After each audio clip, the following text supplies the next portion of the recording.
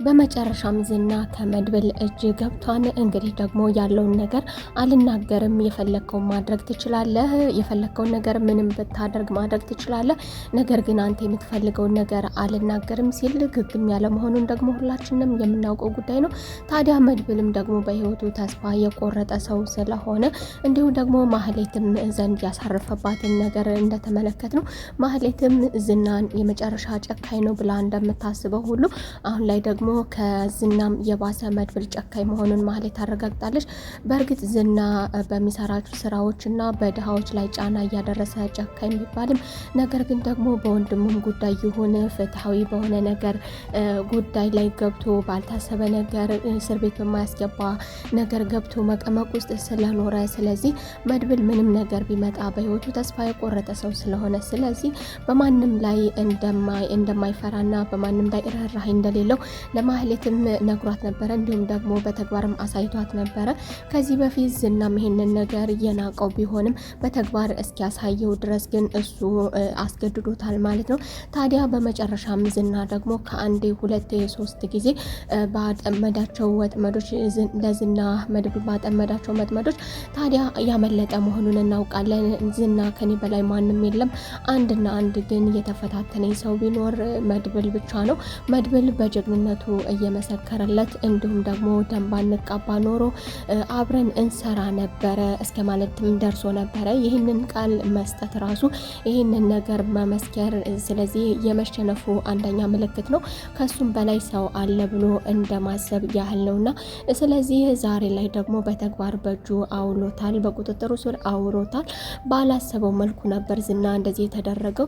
ዝናም ታዲያ በቦታው ከነቃ በኋላ ከ24 ሰዓታቶች በኋላ ከነቃም በኋላ ኤፍራታ ነበር ያለው። እንግዲህ ኤፍራታን ለመጨረሻ ጊዜ ደግሞ ወደ እዚሁ ነገር ውስጥ ከመግባቱ በፊት ለጓደኞቹ ለደህንነቱ ሲል አሳውቋቸው ስለነበረ ስለዚህ የሆነ ችግር ቢገጥመኝ በማለት ለካሊብ ደውሎ ስለነበረ ስለዚህ ኤፍራታ ላይ ደግሞ ምን አይነት ችግር ይደርስባታል የሚለውን አብረን የምናይ ይሆናል። ሰላም ጤና ይስጥልኝ ውድና የተከበራችሁ የቻናል ቤተሰቦች እንደምን አላችሁ? ሁላችሁም በያላችሁበት የዓለም ዳርቻ ሰላማችሁ በዝት ይበልልኝ። ለቤቴ አዲስ ከሆናችሁ የደወል ምልክቷን በመጫን ቤተሰብ ይሁኑ።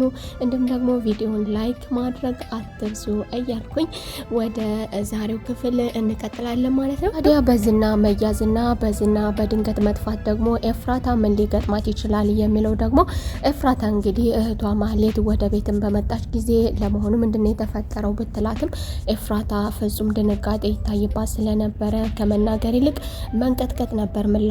ታዲያ ኤፍራታም ደግሞ ማህሌት በተደጋጋሚ ለጠየቀቻት ጥያቄ ምላሿ መድብል ሞተ ማለት ነበረ። ኤፍራታ ደግሞ ይህንን ያደረገችበት ምክንያት መድብል ዝናን እንደያዘው ካወቀች በፍጥነት ለጓደኞቻቸው ለባልደረቦቻቸው እንግዲህ በመጨረሻ ጊዜው ከመድብል ላይ ክህደት ከፈጸመችበት በኋላ እንግዲህ ዝና የታማኝነትን ማዕረግ ከነሱ የወንጀል ትብብር ጋር የታማኝነትን ማዕረግ ለሷ በመስጠት ከጓደኞቹ ጋር ያስተዋወቃት መሆኑን እናውቃለን።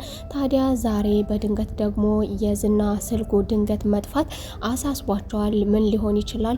ዝና ለመጨረሻ ጊዜ ወደ ኤፍራታ ቤት እንደሄደና መድብልን እንደገደለችው መርዡ ብለው ሰጥተዋት እንደነበረና መድብልን እንደገደለችው እሱም ደግሞ አልሄድም በማለት አትሄድ ብሎ ማስጠንቀቂያ ቢሰጠውም እሱ ግን እምቢ ስላለችኝ የማታግዘኝ ከሆነ የማታይልኝ ከሆነ አሁን የማትመጣ ከሆነ ወደ ፖሊስ ጣቢያ በመሄድ አመለክታለሁ ያለችኝ ስለሆነ ስለዚህ ደግሞ ይህ ነገር ደግሞ በዚህ አመት ካሳካናቸው ድሎች መካከል ከፍተኛው ነው በማለትም ይህንን ነገር ለማወቅና ለማየት ሲል ዝና ለጨካኝ ባልደረቦቹም አሳውቋቸው ነበር። ታዲያ በድንገት ደግሞ ከዛ ቤት ከሄደበት ቅጽበት ጊዜ ጀምሮ ደግሞ በድንገት ስልኩ ከጠፋ ጊዜ ጀምሮ ስለዚህ የማህሌትን አድራሻ የወሰዱ ሲሆን ታዲያ ማህሌት ደግሞ ወደ ቤት ስትመለስ ኤፍራታን ድንግዝ ብላ በማግኘቷ ምን ሆነሽ ነው ምን ተፈጥሮ ነው ብትላትም ኤፍራታ ግን ነገሮችን በተቃራኒው አድርጋ አውርታለች።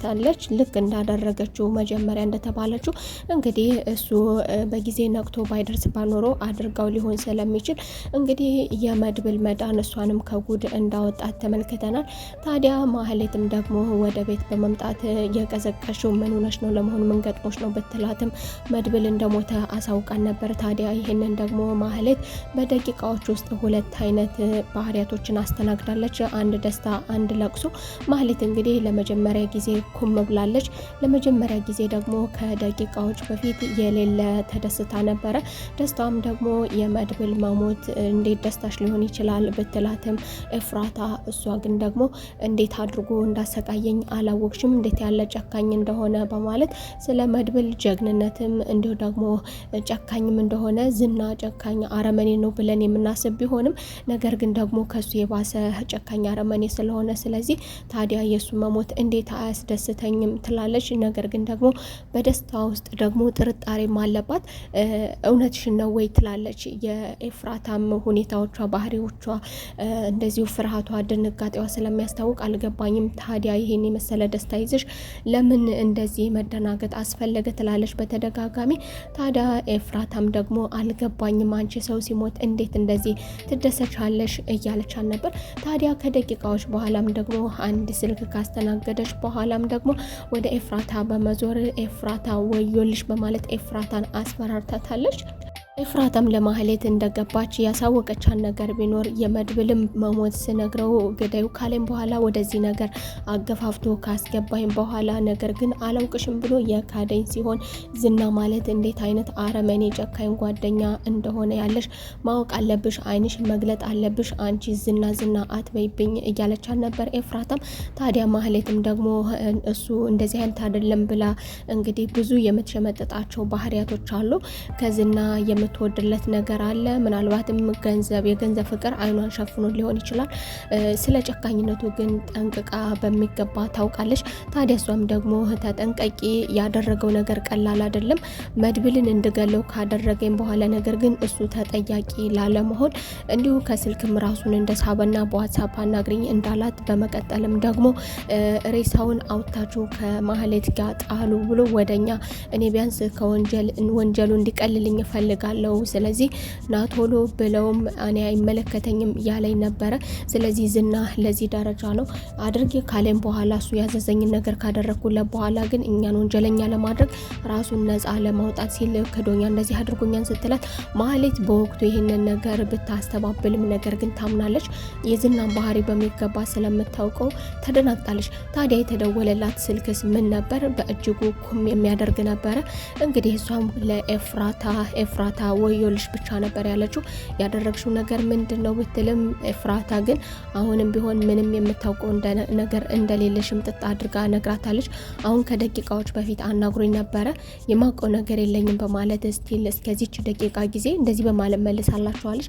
ታዲያ ኤፍራታም ደግሞ ወደ መድብል በመሄድ መድብል ረጅም ደቂቃዎችን ጠብቆት ነበረ፣ ሰዓታቶችን ጠብቆ ነበረ የዝናን መንቃት፣ ዝናን ለማናገር ዝናን ፊት ለፊቱ ላይ ቆሞ ከኔ በላይ ወንድ የለም፣ ከኔ በላይ ጀግና የለም ማለትን እስኪ ካንተ በላይ ሰው ኑሮ አንተን ዛሬ ላይ የሚያስረሰው መገኘቱን በማለት ለማናገር እሱም ደግሞ እየተጠባበቀው ነበረ። በሌላ በኩል ደግሞ እንግዲህ እስረኛ የነበረችው የዝና ባለቤት ሉላ ደግሞ ያማረኝ ነገር አለ በማለት ለሞገስ ለመደወል ፈልጋ ነበረ። ነገር ግን ደግሞ መለስ አድርጋ ሞገስ ችግረኛ መሆኑን በተለያዩ ነገሮች የተሰቃየ መሆኑን በመገንዘብ በቃ ይቅርብኝ እሱ ይበቃኛል በማለት ሀሳቧን ቀይራ ኩርምት ብላ ተቀምጣ ነበር። ታዲያ ደግሞ ከደቂቃዎች በኋላ ሞገስ የምስራች በማለት ብስራትን ነግሯታል ማለት ነው። ታዲያ ሉላም ደግሞ ምን ተፈጠረ እባክህን ንገረኝ ስትለው እሱም ደግሞ ዝና መያዙን ከፈለግሽን በማስረጃ በፎቶም ልልክልሽ እችላለሁ፣ ያንን ጉማሬ የሚያክል ሰውዬ ይዘንልሻል በማለት ሉላዬ ከዚህ በኋላ ነፃነሽ በማለት ሉላን አበስሯን ነበር። ታዲያ ሉላም ደግሞ ደቂቃዎችን አልፈጀባትም የዝና መያዝ እንዲሁም ደግሞ የእሷ ነፃነቷ ከታወጀላት በኋላ በደስታ እያለቀሰች አሁኑኑ ይሄ ነገር እውነት ነው ወይ በማለት ወዲያው ነበረ ነፃኔ መውጣት እችላለሁ የሚል ጥያቄ ነበር እየጠየቀች የነበረው። ታዲያ ሞገስን በሚገባ አዎ ነፃነሽ የኔ ጨረቃ ይገባሻል መውጣት ትችያለሽ በማለት እንግዲህ ሉላ ለመጀመሪያ ጊዜ በፈለገችው ሰዓት ተነስታ ወደ ፈለገችው ቦታ እየፈነጠዘች አምርታለች። ታዲያ ያመራችሁም ደግሞ ወደ እነ ቅድስት ቤት ነበረ ማለት ነው። እነሱም ጋር ሄዳ በለቅሶ ነበረ የተቀላቀለቻቸው። እንደ ዛሬ ነጻነት አግኝታ ስለማታውቅ ነጻነቷ የታወጀበት ቀን ስለሆነ የእሷ ነጻነት ብቻ ሳይሆን በእሷ ምክንያት ለዘመናት የሚሆኑ ሞገስም አብራ ስለተሰቃየ እንግዲህ ለሉላም ልዩ ቀን ነው። በእርግጥ ይህ ነገር ሊከስ የቻለው ግን ለብሩክ ሲባል መሆኑን እናውቃለን። ለብሩክ ሲባል የተደረገው ነገር ግን እዚህ መካከል ላይ ሉላን ነጻ የሚያወጣ ነገርና ፍቅራቸውንም ማንነቷን የፀሐይ ብርሃን እንኳን እንዳታገኝ አድርጎ አግቶ የያዛትን ሚስቱን ነጻ የወጣችበት ቀን ነው። ታዲያ ሞገስም ነጻነቱን አውጆላት ደስታውን ካበሰረም በኋላ ቤትም ደግሞ እንዴት አድርገን እናናግረው በማለት ደቂቃዎች እየተጠባበቁ ነበረ።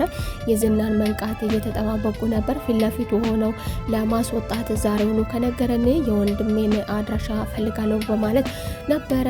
እንግዲህ ደግሞ በደቂቃዎች ቆይታ በኋላ ደግሞ ኤፍራታም ወደ ዝና የደወሉ ቢሆንም ሁላቸውም ስልኩ ስላልሰራላቸው ትኩረታቸውን ኤፍራታ ላይ ስላደረጉ ኤፍራታም ደግሞ ወደ መድብል በመደወል መድብልንም ለማግኘት ሞክራ ነበረ። መድብል እባክህን ነጻ አውጣኝ፣ እኔ ልገደል ነው ይህንን ነገር ያደረኩት ተገድጄ እንደሆነ ይህንን የማላደርገው ከሆነ እንደሚገለኝ በህይወቴ ላይ ተይዞብኝ ስለነበር ነው ያደረኩት ይህንን ነገር። ታዲያ አሁን ዝናን ልቀቅልኝ ስትልም ደግሞ ተማጽነው ነበረ። ታዲያ መድብልም ደግሞ እየቀለድሽ መሆን አለበት፣ ይህን ነገር በፍጹም አላደርገውም ብሏል። እንግዲህ መድብል የምፈልገው አንድ ነገር ነው፣ የምፈልገውን ነገር ከነገረኝ በኋላ እለቀዋለሁ በማለት እንግዲህ ወደ መደበኛ ስራው ገብቷል እንዲያምንለት። እሱም ወንድሜ የት ነው በማለት ከአንተ አንድ ነገር ብቻ ነው የምፈልገው፣ አሁን እንድትነግረኝ እፈልጋለሁ ያለው ቢሆንም ዝና ግን ጥግ ድረስ አፉን ዘግቷ መናገር አልፈልግም እያለ ነበረ። ታዲያ መድብልም እንግዲያውስ አይተው የማታውቀውን ቅጣቴን አሳይሃለሁ እያለ ቀጥቶታል። እንግዲህ ዝና ለመጀመሪያ ጊዜ ሰዎችን እያሰቃየ ኖረ ቢሆንም ዛሬ ለመጀመሪያ ጊዜ ደግሞ ዝና የተሰቃየበት ቀን ነው። መናገር አይፈልግም፣ ብዙ አይነት ቅጣትን አስተናግዷል። ነገር ግን በዚሁ የሚቀጥል አይሆንም፣ የሚያወጣ ይሆናል። ለዛሬው ግን ማውጣት አልፈልግም በማለት ምክንያቱም ይህ ነገር ዋጋ ስለሚያስከፍለው እሱ ቢናገርም ሌሎቹ ሊገሉ ስለሚችሉ ዝናን ለጊዜው አልተናገረም። ነገር ግን እኔ ሌላ አልፈልግም፣ እኔ የምፈልገው ወንድሜን ብቻ ነው ካንተ እያለ መድብልም እየተጫኑ ነበር። እንግዲህ የዛሬው ክፍል ይህንን ይመስል ነበር። እነ ሉላዬ ነጻ የወጡበት ቀን። እንግዲህ ደግሞ ቀጣይ ደግሞ ብሩክን የምናየው ያድርገን እያልኩኝ ባይ ባይ።